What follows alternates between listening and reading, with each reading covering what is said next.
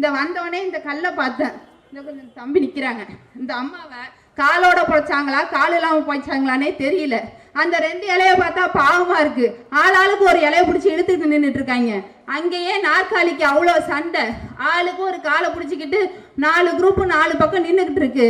இந்த நிலையில இருக்கிற ஒரு கட்சி, இன்னொரு கட்சி நடிகை விஜயலட்சுமி அவர்கள் கொடுத்த புகார்ல நீதிமன்றம் ஏறி இறங்கிக்கிட்டு திரள் நிதியை திரடி தின்னுகிட்டு இருக்கிற ஒரு கட்சி. இன்னொன்று 2 கோடி இனப்படுகொலைகள் இந்தியாவில் சிறுபான்மையினர் சமூகத்தினர் தாக்கி 2 கோடி இனப்படுகொலைகள் நடந்த பாசிசம் என்கிற ஒரு கொடிய வார்த்தையை சாப்பிட்ற இனிப்பு பாயாசத்தோட சேர்த்து பேசுகிற அளவிற்கு தான் அரசியல் முதிர்ச்சியும் அரசியல் அறிவும் இருக்கிறது நடிகர் விஜய் அவர்களுக்கு. அவங்க ஒரு கட்சி, இவங்கெல்லாம் 3 கட்சியான்னு கேட்டா இல்ல, இவங்க 3 பேரும் ஒரே கட்சி தான், பிஜேபியோட கைகூலி. அத்துணை பேருக்கும் வணக்கத்தை கூறி உரையை தொடங்குகிறேன். 2ஆம் உலக போர்ல ஹிட்லருடைய பாசிச அரசியலை தோற்கடித்த ரஷ்யாவின் அதிபர் புரட்சியாளர் ஜோசப் ஸ்டாலின் அவர்கள் இறந்த ஆண்டு 1953 மார்ச் 5. அதே ஆண்டு அதே மாதம் 1ஆம் தேதி நம்முடைய மாண்புமிகு தமிழ்நாட்டு முதலமைச்சர் அவர்கள் பிறக்கிறார். அந்த ரஷ்ய அதிபருடைய நினைவாகத்தான் நம்முடைய முத்தமிழறிஞர் கலைஞர் அவர்கள் நம்முடைய மாண்புமிகு தமிழ்நாட்டு முதலமைச்சருக்கு ஸ்டாலின் என்ற பெயரை சூட்டினார். ஆனா அந்த பெயருக்காகவே அவரை சென்னை சர்ச் பார்க் கான்வென்ட்ல சேர்த்துக்கல. அதுக்காக கொள்கையோ பேரையோ மாத்திக்கல, பள்ளியே நாங்க மாத்திக்கிட்டோம். சேத்துப்பட்டுல மேல்நிலை பள்ளியை ஃபுல்லா முடிக்கிறாங்க. அதுக்கப்புறம் விவேகானந்தர் பல்கலைக்கழகத்துல PUC முடிக்கிறாங்க. பிறகு மாநில கல்லூரியில மேல் படிப்பு வரைக்கும் பயில்றாங்க. அப்படி படிக்கும் போதே பள்ளி மாணவனாக இருந்த போதே நிறைய நாடகங்களை போட்டார். முரசே முழங்குங்கிற அந்த நாடகம் வெற்றி விழாவை கண்டது. அதற்கு பிறகு திண்டுக்கல் தீர்ப்பு, நாளை நமதே, நீதி தேவன் மயங்குகிறான்ங்கிற நாடகங்கள், ஒரே ரத்தம், மக்கள் ஆணையிட்டால் 1988 திரைப்படங்கள், குறிஞ்சி மலர்ங்கிற ஒரு நெடுந்தொடர். இதெல்லாம் எதுக்கு? நடிகர் விஜய் போல புகழுக்காகவோ பணத்துக்காகவோ திரைத்துறையில் ஒரு பிம்பத்தை சம்பாதிக்கிறதுக்காகவோ இல்லை. முழுக்க சமத்துவத்தையும் சமூக நீதியையும் மூளை முடுக்குகளிலெல்லாம் கொண்டு சேர்க்கிற நாடகங்கள். வெறும் 14 வயதிலேயே கோபாலபுரத்தில் இளைஞர் திமுகவை ஆரம்பிக்கிறாங்க. முதல்ல இளைஞர் அணி என்று இந்தியாவிலே ஒரு கட்சியில தொடங்கினாங்கன்னா அது நம்முடைய திராவிட முன்னேற்ற கழகத்துல தான். இப்ப 21 வயது தான், திருமணமான ஓரிரு மாதங்கள். 1975 இந்திரா காந்தி அம்மையார் கொண்டு வந்த அந்த நெருக்கடி நிலை காரணமா நிறைய அண்ணன்மார்களுக்கு தெரிந்த விஷயம்தான், மிசா சட்டத்தின் கீழ் கைது செய்யப்பட்டு கைதாகி நம்முடைய மாண்புமிகு தமிழ்நாட்டு முதலமைச்சர் அவர்கள் சென்னை மத்திய சிறைச்சாலையில் அடைக்கப்படுகிறார். ஒரு தலைவருடைய மகன் என்னங்க காலையில போயிட்டு சாயங்காலம் வந்துட்டாங்களான்னு கேட்டா இல்ல, நல்ல சாப்பாடெல்லாம் இருக்கும், நல்ல வசதியாக தான் இருந்திருப்பாரான்னு கேட்டாலும் இல்ல. ஒரு நாள் அல்ல, ஒரு வாரம் அல்ல, ஒரு மாதம் அல்ல, ஓராண்டு காலம் மத்திய சிறைச்சாலையில் நம் கொள்கைக்காக அவர் அங்கே அடைக்கப்பட்டிருந்தார். அந்த இடம் எப்படி தெரியுமா இருக்கும்? கோரமான தரைகள், நெரிசலான அறைகள், சிறுநீர் நாற்றம் எடுக்கிற சுவர்கள்னு ரொம்ப அப்படியே மூச்சு முட்டக்கூடிய அளவிற்கு இருக்கும். அதில் தான் நம்முடைய மாண்புமிகு தமிழ்நாட்டு முதலமைச்சர் ஓராண்டு காலம் அதில் அடைக்கப்பட்டிருந்தார். அவரே அவருடைய சுயசரிதையில குறிப்பிடும் போது அது சிறைச்சாலையில சித்திரவதை கூடம்னு சொல்லியிருப்பாங்க. அங்க ஒரு நாள் இவர் எதிர்கால தலைவராக, எதிர்கால ஒரு அச்சுறுத்தலாக இருப்பார்னு சொல்லி இவரை கொன்றுவிட வேண்டும் என்ற நோக்கத்துல வந்த உத்தரவுனால காவல்துறை அதிகாரிகளும் சிறை அதிகாரிகளும் அவரை தனிமைப்படுத்தி மிக கடுமையாக தாக்குறாங்க. அப்படி தாக்கும் போது நம்முடைய இயக்கத்தின் எதிர்கால கையிருப்பு தலைவரின் மகன், அவருடைய உயிர் போய்விடக் கூடாது என்று எண்ணி கூட தங்கியிருந்த தியாக மரவன் மாவீரன் மேயர் சிட்டிபாபு அவர்கள் குறுக்கே வந்து விழுந்து அவரை அணைத்து அவர் மேல் விழ வேண்டிய அடிகளை தான் வாங்கி கொண்டு பூட்ஸ் காலால ஓங்கி உதைக்கும் போது அடி வயிற்றுல சீல் பிடிச்சி ஓரிரு மாதங்களை இறந்தும் போனார். அவருடைய இறப்பு தான் தளபதியின் அரசியல் வாழ்க்கை இன்னும் தீவிரப்படுத்தியது. இன்றைக்கும் அவரை மறக்க முடியவில்லை. கொளத்தூர்ல சமீபமா கட்டப்பட்ட ICF மேம்பாலத்திற்கு அவருடைய பெயரை சூட்டி மகிழ்ந்திருக்கிறார். இப்படிப்பட்ட ஒரு வரலாறு, தியாக வரலாறு, ரத்தம் தோய்ந்த வரலாறு வேற எந்த கட்சி இருக்கா? இந்த வந்தோடனே இந்த கல்லை பார்த்தேன். இந்த கொஞ்சம் தம்பி நிற்கிறாங்க. இந்த அம்மாவை காலோட பொழைச்சாங்களா கால் இல்லாமல் பொழைச்சாங்களானே தெரியல. அந்த 2 இலைய பார்த்தா பாவமா இருக்கு.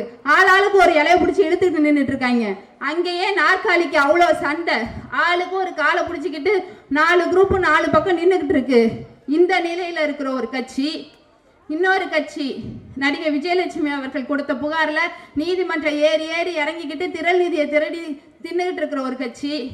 இன்னொன்று 2 கோடி இனப்படுகொலைகள் இந்தியாவில் சிறுபான்மையினர் சமூகத்தினர் தாக்கி 2 கோடி இனப்படுகொலைகள் நடந்த பாசிசம் என்கிற ஒரு கொடிய வார்த்தையை சாப்பிட்ற இனிப்பு பாயாசத்தோட சேர்த்து பேசுகிற அளவிற்கு தான் அரசியல் முதிர்ச்சியும் அரசியல் அறிவும் இருக்கிறது நடிகர் விஜய் அவர்களுக்கு. அவங்க ஒரு கட்சி, இவங்கெல்லாம் 3 கட்சியான்னு கேட்டா இல்ல, இவங்க 3 பேரும் ஒரே கட்சி தான், பிஜேபியோட கைகூலி. இப்படி இந்த கட்சிக்கெல்லாம் திராவிட முன்னேற்ற கழகத்தை எதிரியாக முன்னிறுத்த ஏதாவது ஒரு தகுதி இருக்கா? எதிரியா இருக்கிறதுக்கு கூட ஒரு தகுதி வேணும்.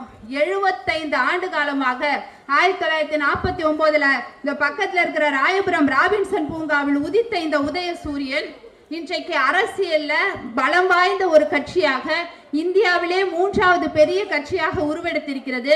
எத்தனையோ கட்சி வந்துச்சு திராவிட முன்னேற்ற கழகத்தை எதிரின்னு சொல்லி.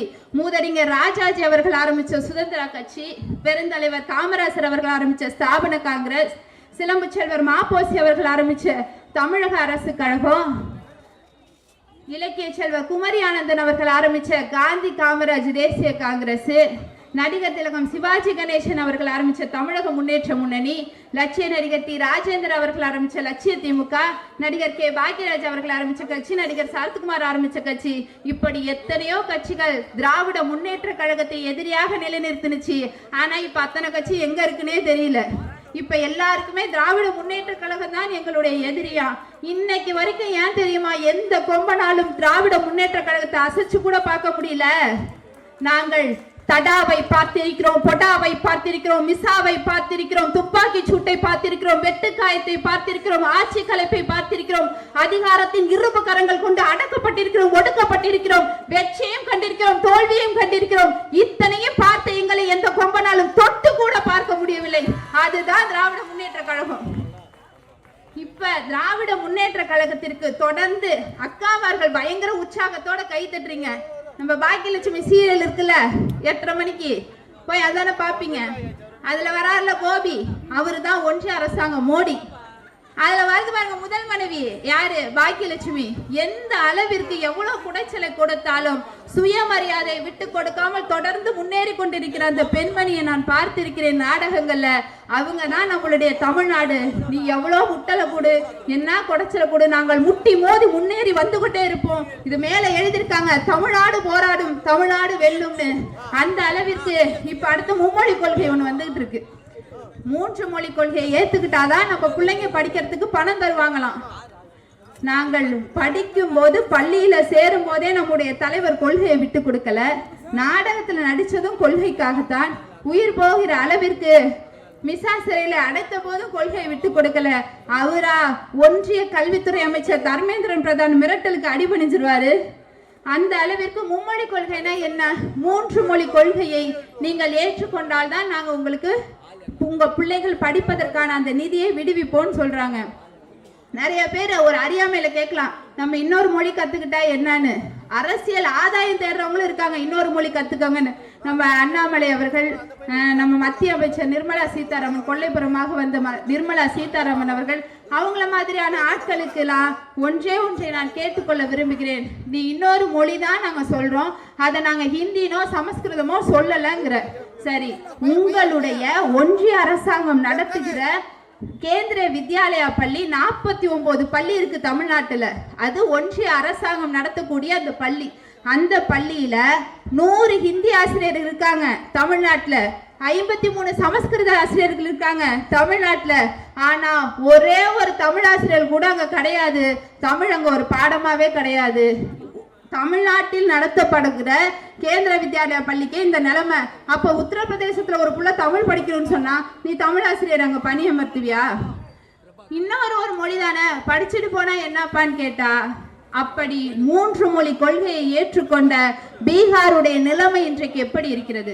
அவங்க ஹிந்தியை ஏத்துக்கிட்டாங்க, அவர்களுடைய தாய்மொழி போஜ்புரி மைத்ரி எல்லாம் அழிஞ்சு போய் இன்னைக்கு பீகார் தொழிலாளிகள் எங்க இருக்காங்கன்னா, நம்ம வீட்டுக்கு பின்னாடிலாம் கட்டடம் கட்டக்கூடிய கூலி தொழிலாளிகளாக கொத்து கொத்தாக வாழ்வாதாரத்தை தமிழ்நாட்டிலே தேடி வந்து இறங்கி கொண்டிருக்கிறார்கள்.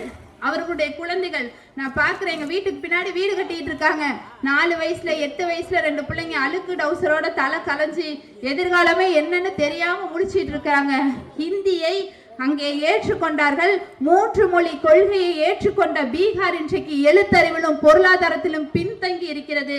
அதே போலவே ராஜஸ்தான்ல 1953 ராஜஸ்தானி மொழி பேசியவர்களுடைய எண்ணிக்கைன்னு பார்த்தா 79%. 2011 எடுத்த கணக்கெடுப்பின்படி அங்க ராஜஸ்தானி மொழியே இல்ல, ஹிந்தி மொழி பேசியவர்களின் எண்ணிக்கை 89%. அங்கே அவர்களுடைய மொழி அளிக்கப்பட்டது, அடையாளம் அளிக்கப்பட்டது, பண்பாடு அளிக்கப்பட்டது. 3 மொழி கொள்கையை ஏற்றுக்கொண்ட மாநிலங்களுடைய அவல நிலை இன்றைக்கு இப்படித்தான் இருக்கிறது. இந்த 3 மொழி கொள்கையை எதற்காக நம்ம ஏத்துக்கணும்? ஏதாவது நம்ம பிள்ளைங்களுக்கு ஒரு நல்லது நடக்கணும்ல. 3 மொழி கொள்கையினால ஹிந்தி கத்துக்கிட்டா அறிவியலுக்கோ பூகோளத்துக்கோ சமூக அறிவியலுக்கோ எதுக்குமே சம்மந்தம் இல்லை. தமிழ் வழியில் படித்தவர்கள் அணு விஞ்ஞானி. அதை வேற நேத்தி ஒரு 2 நாளைக்கு முன்னாடி மத்திய அமைச்சர் நிர்மலா சீதாராமன் அவர்கள் சொல்றாங்க, தமிழ் படித்தால் பிச்சை எடுக்கலாம். அவர்கள் ஒரு தமிழ்லேருந்து போனவங்க, ஆனா அவர்களுக்கு அந்த தமிழ் பாசெல்லாம் கிடையாது. இப்படி அவங்க சொல்லும் போது அணு விஞ்ஞானி APJ அப்துல் கலாம் அவர்கள் உலகத்தையே திருப்பி பார்க்க வைத்த பொக்ரான் அணுகுண்டு சோதனையை நிகழ்த்திய APJ அப்துல் கலாம் அவர்கள் தமிழ் வழியில படிச்சவங்க. மெய்யப்பன்கிற நாசா விஞ்ஞானி தமிழ் வழியில படித்தவர்கள். இதோட கூட இன்னொன்னு சொல்றாங்க, எப்ப பார்த்தாலும் பெரியார் பெரியார்னு சொல்றோமா. என் அப்பத்தா படிக்கல, என் அம்மாவை படிக்க விடல, ஆனால் என் கைகளிலே வரவேண்டிய கரண்டிக்கு பதிலாக கல்வியை தந்தது தந்தை பெரியார். குழந்தை திருமணத்தை எதிர்த்தவர் பெரியார், விதவை மறுமணத்தை ஆதரித்தவர் பெரியார். இப்படி தொடர்ந்து பெரியாரை பற்றி பேசி பெரியாருக்கு நாங்கள் மாலை மரியாதை செய்யாம உங்க பெரியப்பாவுக்கா செய்வோம்? அந்த அளவிற்கு ஒன்றிய அரசாங்கம் தொடர்ந்து தமிழ்நாட்டிற்கு அழுத்தத்தை கொடுத்து கொண்டிருக்கிறது. ஆனால் நம்முடைய மாண்புமிகு தமிழ்நாட்டு முதலமைச்சர் அவர்கள், இவ்வளவு அக்காமார்கள் உட்கார்ந்துருக்கீங்க, காலையிலேருந்து என்ன செஞ்சிட்டு இருந்திருப்பீங்க? தொடர்ந்து வேலை தான் செஞ்சிட்டு இருந்திருப்பீங்க. ஆனா உங்கள்கிட்ட கேட்டா நீங்க என்ன சொல்லுவீங்க? சும்மாதான்ப்பா இருக்கங்குவீங்க. இப்ப முடிச்சிட்டு போய் அந்த ராக்கெட் தோசையை நீங்க விட்டாதான் அது வேகுமே. அண்ணன்மார்கள்லாம் வந்து காலை நீட்டி சாப்பிட உட்காந்துருவாங்க. அந்த அளவிற்கு ஓயாமல் காலையிலிருந்து இரவு வரை உழைத்து கொண்டிருக்கிற உங்களுடைய இல்லத்தரசிகளால இந்த நாட்டுடைய உள்நாட்டு உற்பத்தி உயர்கிறது.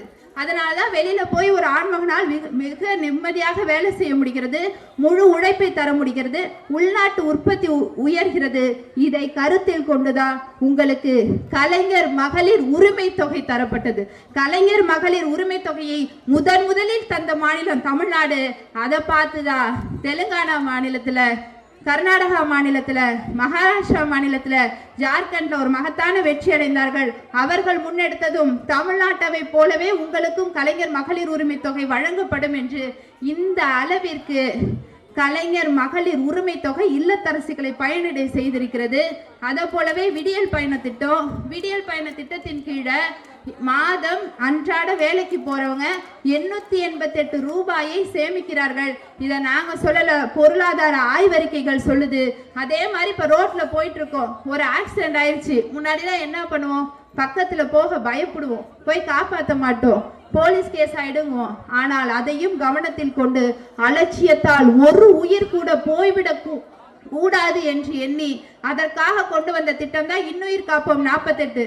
நம்ம அப்படி போய் சேர்த்தோம்னா அவர்களுக்கு வெகுமதியாக 5000 ரூபாய் வழங்கப்படுகிறது.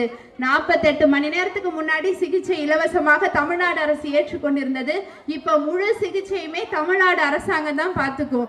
அந்த அடிப்பட்டவங்க யாரா வேணாலும் இருக்கலாம், வட மாநிலத்தவரா இருக்கலாம், வெளிநாட்டவரா இருக்கலாம், யாரா வேண்டுமானாலும் இருக்கலாம். அவர்களுக்கான செலவையும் தமிழ்நாடு ஏற்றுக்கொண்டுள்ளது. இந்த அளவிற்கு ஒவ்வொரு உயிரையும் மதிக்கிற மாண்புமிகு தமிழ்நாட்டு முதலமைச்சரை நாம் பெற்றிருக்கிறோம். இவ்வளவு நலத்திட்டங்கள் திட்டங்கள் நமக்காக தொடர்ந்து தமிழ்நாட்டிலே செயல்படுத்தப்பட்டு கொண்டிருக்கிறது. நீ நிதியை முடக்குனா என்ன, நான் மாநில அரசின் நிதியை விடுவித்து தமிழ்நாட்டு மக்களின் நலனும் தமிழ்நாட்டு மாணவர்களின் நலனும் பாதிக்கப்பட்டுவிடக் கூடாது என்று அயராது அள்ளும் பகலும் உழைத்து கொண்டிருக்கிறார் நம்முடைய தமிழ்நாட்டு முதலமைச்சர் அவர்கள். வெல்வோம் 200, படைப்போம் வரலாறு. இந்த பெரம்பூர் சட்டமன்ற தொகுதி தான் அதுக்கு முதன்மையான தொகுதியாக இருக்கும் என்று கருதி தந்த வாய்ப்புக்கு நன்றி கூறி எல்லாரும் எப்போ முடிப்ப அண்ணன் எப்போ பேசுவாங்கன்னு காத்திருப்பீர்கள். அதற்காக விரைவாக முடித்துக்கொண்டு இந்த வாய்ப்பை அளித்த, இந்த அடையாளத்தை தந்தது மாண்புமிகு தமிழ்நாட்டு துணை முதலமைச்சர் உதயண்ணா அவர்கள். எனக்கு மீண்டும் இந்த தொகுதியிலே பேசுவதற்கான வாய்ப்பை வழங்கியது நம்முடைய மாவட்ட கழக செயலாளர் அண்ணன் அவர்கள். அவர்கள் இருவருக்கும் மனமாற நன்றி கூறி விடைபெறுகிறேன். நன்றி, வணக்கம்.